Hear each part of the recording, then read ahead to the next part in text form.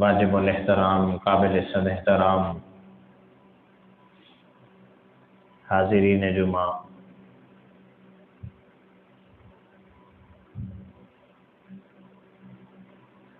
اللہ رب العزت احکم الحاکمین ہیں،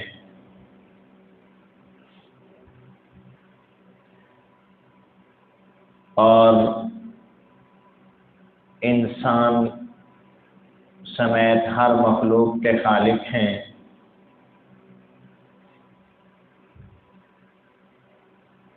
اور انسان کو اللہ نے اشرف المخلوقات بنا کر یہ فرما دیا کہ میں اب یہ چاہتا ہوں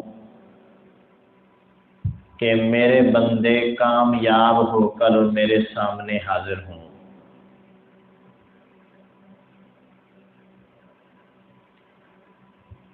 عمومی طور پر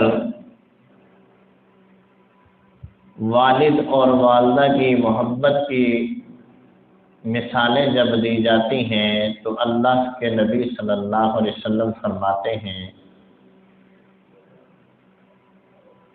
کہ 70 ماؤں سے زیادہ محبت کرنے والے ہیں اللہ اپنے بندوں سے۔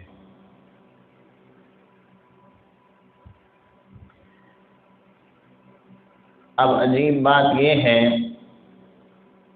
پیدا بھی کیا ہے، راستے بھی دکھائے ہیں، اور احکامات بھی دیے ہیں،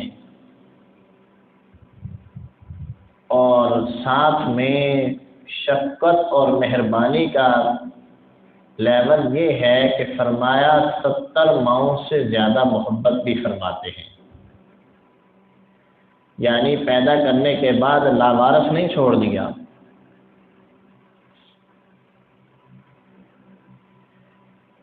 اب آگے انسان کی ذمہ داری ہے، انسان خود کیا چاہتا ہے، یہ کیا کرتا ہے۔ اللہ نے تو سب کچھ بتا دیا، دکھا دیا، معاملات سمجھا دیے، اپنے پیغمبر بھیج دیے، اپنے اصول بتا دیے، پھر ہر چیز میں اپنی قدرت دکھا کر یہ فرما دیا کہ مجھے یوں پہچانو۔ خاص طور پر انسان کو یہ فرمایا کہ تم اپنی ذات کے اندر، اپنے وجود میں مجھے پہچانو، غور کرو۔ فَبِأَيِّ آلَاءِ رَبِّكُمَا تُكَذِّبَانِ، فرمایا تم اللہ کی کون کون سی نعمتوں کو جھٹلاؤ گے جو اس نے تمہارے وجود کے اندر رکھی ہیں، کم از کم انہی کے اوپر ہی غور کر لو۔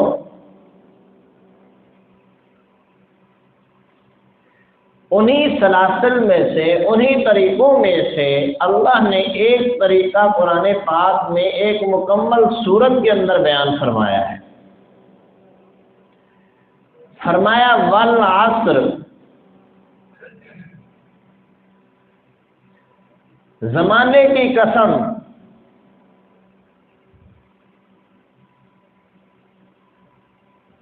یا اللہ آپ تو سچے ہیں، سچائی کو پیدا فرمانے والے ہیں، پھر قسم کس لیے اٹھا رہے ہیں؟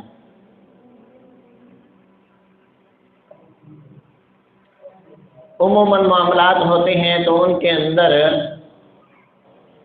ہم قسم کسی بات کو ثابت کرنے کے لیے لیتے ہیں کسی سے، فلاں قسم اٹھا لے، فلاں قرآن اٹھا لے، فلاں یہ کر لے، وہ کر لے۔ ہمارا تو قرآن بھی صرف اسی لیے رہ گیا ہے نا ہمارے لیے۔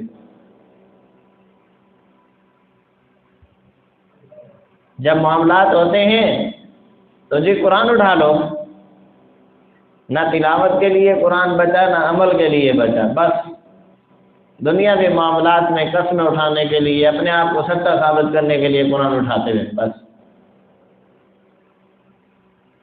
چلیں بہرحال، تو قسم اس لیے لی جاتی ہے کہ یہ بات ثابت ہو جائے کہ آیا یہ بات کرنے والا، یہ معاملہ کرنے والا سچا ہے یا جھوٹا ہے۔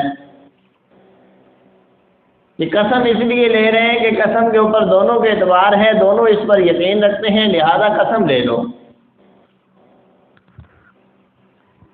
اللہ کا معاملہ ایسا نہیں ہے۔ اللہ رب العزت انسانیت کو، انسانی مزاج کو سمجھانے کے لیے ایک مضبوط بات کو اور مضبوط فرما رہے ہیں کہ والعصر، قسم ہے زمانے کی، وقت کی قسم ہے،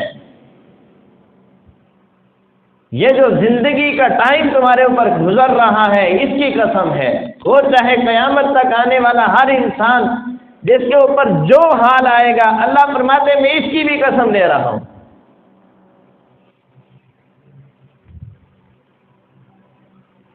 یا اللہ، اتنی بڑی قسم آپ کیوں اٹھا رہے ہیں؟ آپ کیا فرماتے ہیں؟ آپ حکم تو فرمائیے۔ ان الانسان لفی خسر، بے شک، اب تاکید دیکھیں، قسم بھی اللہ اٹھا رہے ہیں، سچوں کے سچے ہیں، سچائی کو پیدا فرمانے والے ہیں، سچائی بھی ہے، قرآن بھی ہے، قسم بھی اللہ اٹھا رہے ہیں۔ اگلی تاکید پھر ان الانسان، بے شک، کنفرم بات یہ ہے کہ انسان خسارے میں ہے۔ ان الانسان لفی خسر، بے شک انسان نقصان میں جا رہا ہے، نقصان ہی نقصان اٹھا رہا ہے، فائدہ اس کے پاس کب ہے؟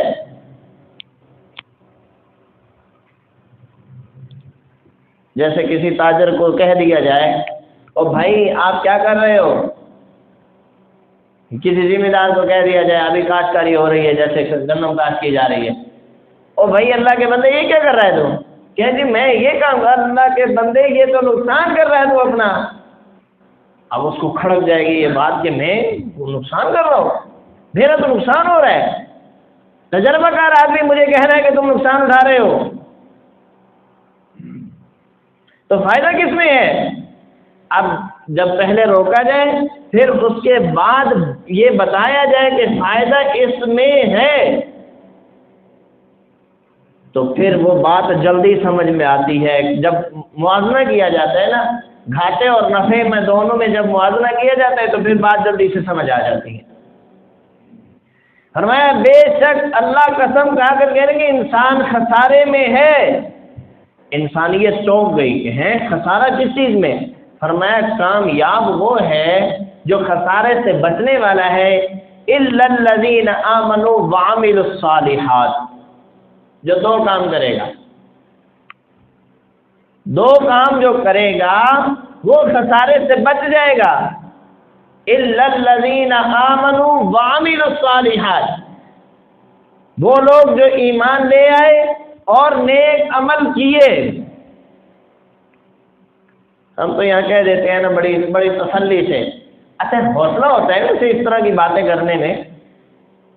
جو مضبوط ایمان والے ہوا کرتے تھے نا، صحابہ اکرام کا زمانہ ہوتا تھا، تابعین کا دور ہوتا تھا، اہل اللہ کا وقت ہوتا تھا، اللہ والوں کے پاس جب بیٹھتے تھے تو وہ اس طرح کی بات کرتے ہوئے ان سے کبھی نہیں سنی۔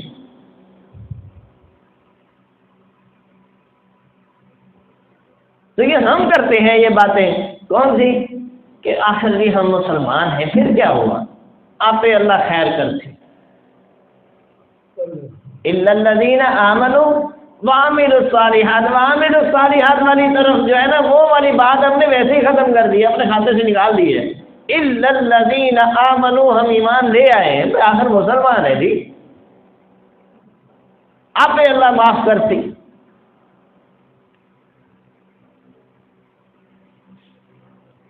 تو اگر اللہ نے آپ ہی معاف کرنا تھا تو اس کو کیا ضرورت تھی وہ 1,24,000 انبیاء دنیا میں بھیجتا؟ زکریا علیہ السلام کو آرے کے ساتھ کاٹ کر 2 ٹکڑے کر دیا تھا۔ ہے کسی میں یہ ہمت کہ وہ اس بات کو تھوڑا سا سوچو تو صحیح، آرا جسم میں چلتا جائے تو ایک دم کٹ جاتا ہے بندہ۔ ہم یہ لکڑ وغیرہ کاٹتے ہیں، بڑی گیلی ہو اس کو کاٹ رہے ہو تو اس کو کاٹتے ہوئے کتنا ٹائم لگتا ہے، وہ تھوڑا تھوڑا کٹتا ہے، تھوڑا تھوڑا کر کے کٹتا ہے۔ تو انسانی جسم کے اوپر آپ تصور تو کرو جب آرا چلا ہوگا تو کتنا ٹائم لگا ہوگا۔ نبی کو ذبح کیا، وجہ کیا تھی؟ وہ انسانوں کو خسارے سے نکالنا چاہتے تھے۔ الا الذین آمنوا وعملوا الصالحات بتاتے تھے۔ نبی کریم صلی اللہ علیہ وسلم نے 13 سالہ زندگی مکی دور میں اتنی اذیت کاٹی، فرمایا میرے جتنا کسی اور نبی کو نہیں ستایا گیا۔ وجہ کیا تھی؟ فرمایا الا الذین آمنوا وعملوا الصالحات، ایمان بھی لے آؤ اور نیک عمل بھی کرو۔ وتواصوا بالحق وتواصوا بالصبر،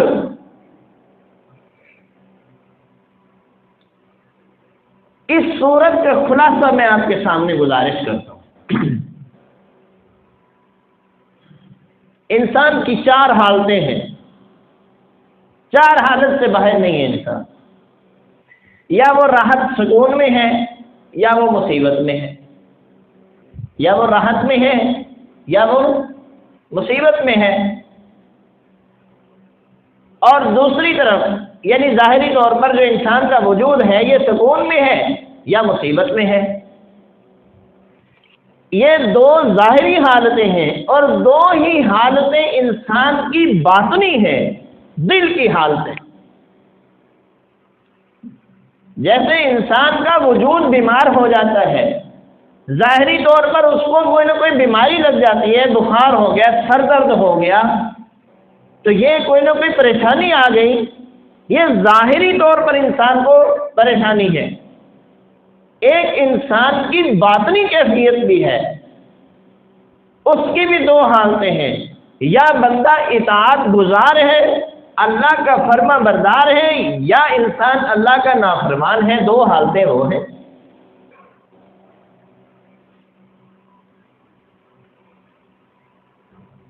راحت اور سکون جب ملے انسان کو، اس میں کیا کرنا ہے، اور جب مصیبت آ جائے پھر کیا کرنا ہے، قرآن اس کی رہنمائی فرماتا ہے۔ فرمایا یا ایھا الذین آمنوا استعینوا بالصبر والصلاۃ، اے ایمان والو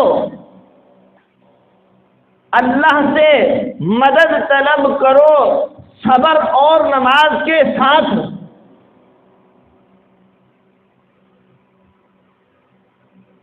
صبر کب کیا جاتا ہے؟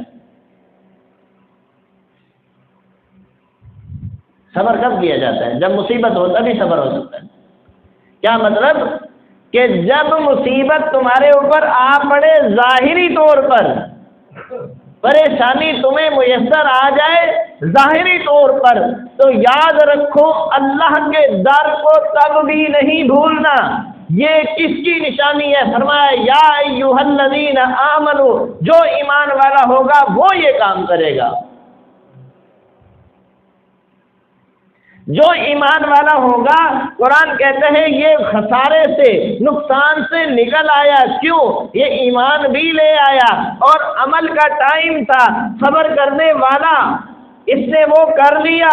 اللہ سے مدد مانگنی تھی، اس نے مانگ لی۔ فرمایا اب یہ مصیبت زدہ آدمی، پریشانی کی حالت والا آدمی اللہ رب العزت کے در پر آ کر مصیبت سے نکل آیا، خسارے سے نکل آیا، پریشانی سے، خسارہ نقصان جو ہو رہا تھا۔ والعصر ان الانسان لفی خسر، کہ بے شک انسان خسارے میں ہے۔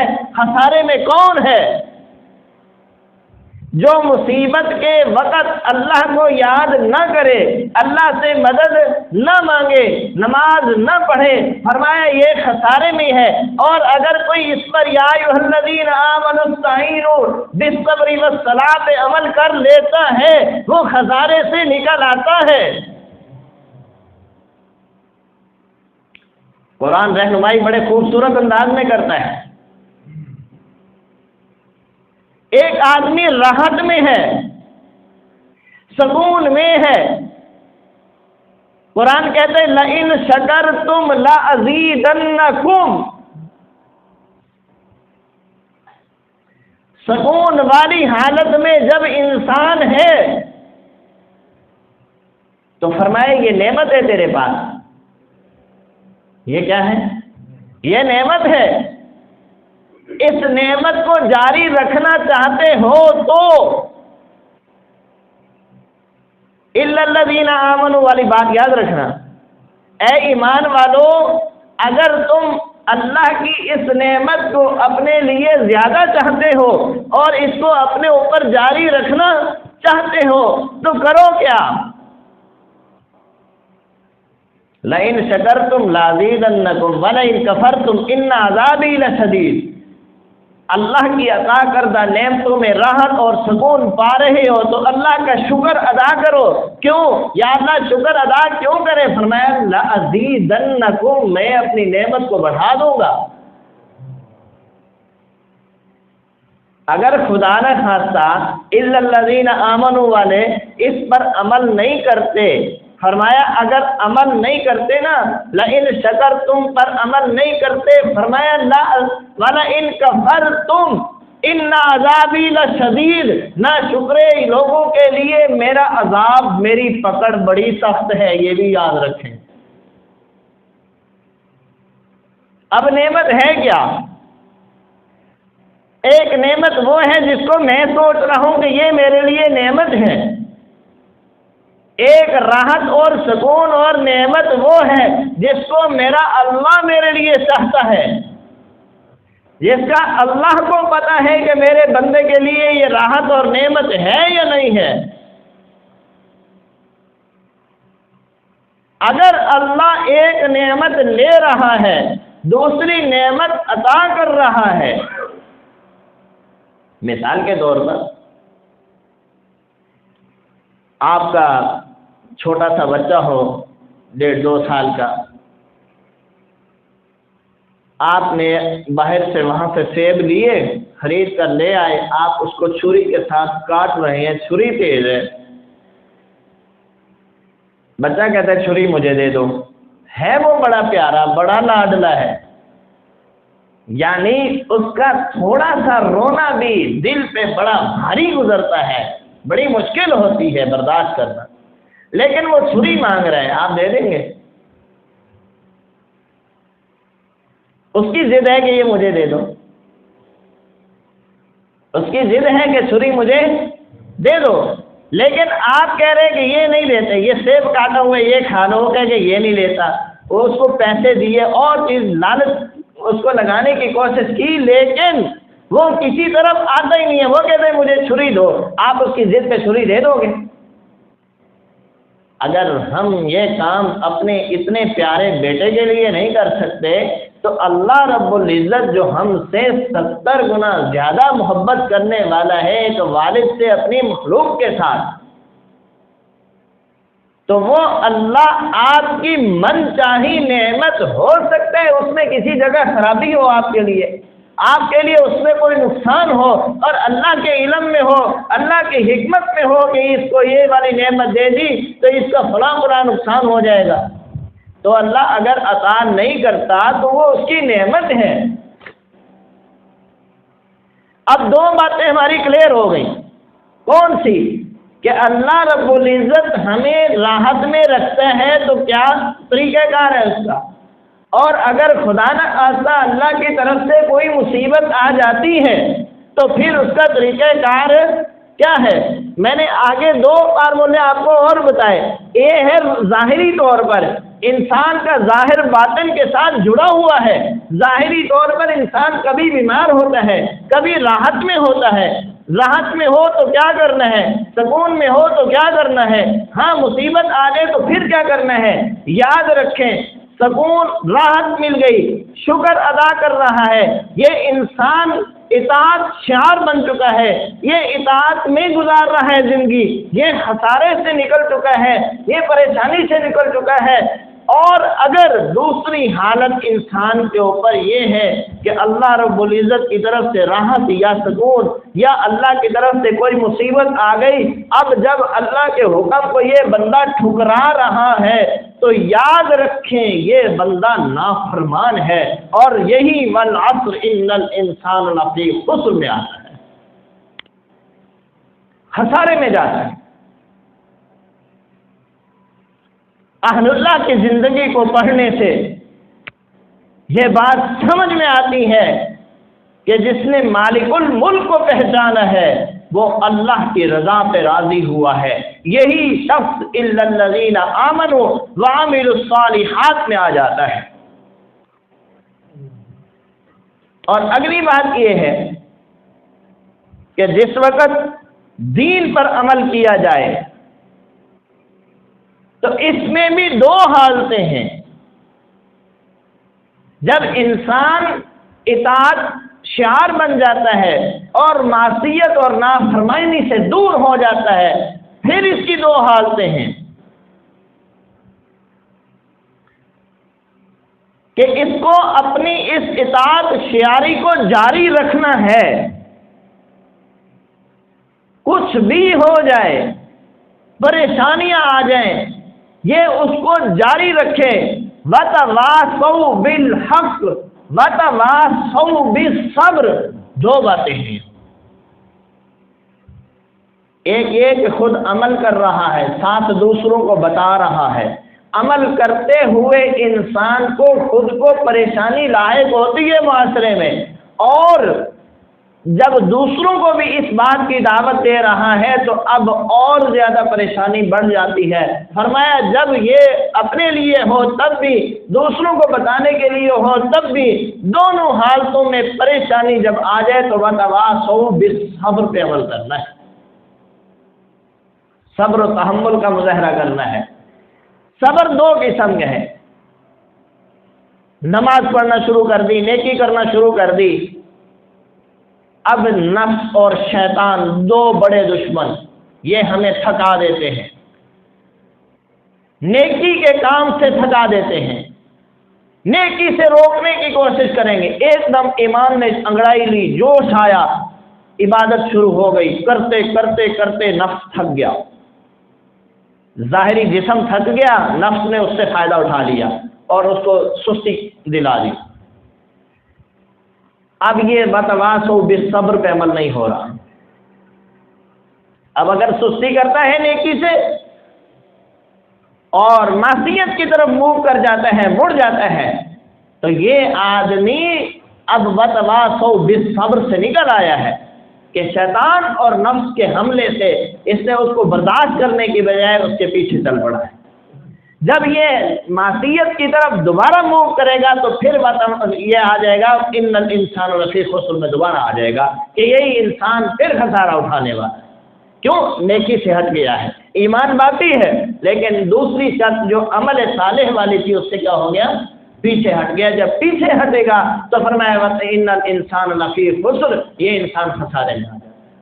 تو خسارے سے بچنے کے لیے ایمان لانا اور نیک عمل کرنا، راحت والی زندگی پر اللہ کا شکر ادا کرنا، اور مشکلات والی زندگی، مصیبت آ جائے ظاہری طور پر، اس پر اللہ رب العزت سے مدد طلب کرنا اور صبر کرنا، یہی اطاعت شعاری ہے، اور اس کے اوپر زندگی مستقل طور پر گزارتے رہنا یہ استقامت ہے۔ اور مصیبت اور گناہوں سے، معصیت سے پیچھے ہٹ آنا اور نیکی کو اختیار کر لینا یہ ہجرت کہلاتا ہے، اور یہ بھی اطاعت اللہ رب العزت کی اطاعت میں آتا ہے۔ اس کو برقرار رکھنا، جاری رکھنا یہ اللہ کا حکم اور انبیاء اکرام علیہ السلام کا طریقہ ہے، اور جو اس طرح زندگی گزارتا ہے فرمایا یہی انسان کامیاب ہے۔ وَتَوَاصَوْا بِالْحَقِّ وَتَوَاصَوْا بِالصَّبْرِ، حق بات بھی کہتے ہیں، حق راستے کو اختیار بھی کیا ہوا ہے، اطاعت کا راستہ اختیار کیا ہوا ہے، اللہ کے شکر والا راستہ اختیار کیا ہوا ہے، نافرمانی والے راستے سے ہٹے ہوئے ہیں۔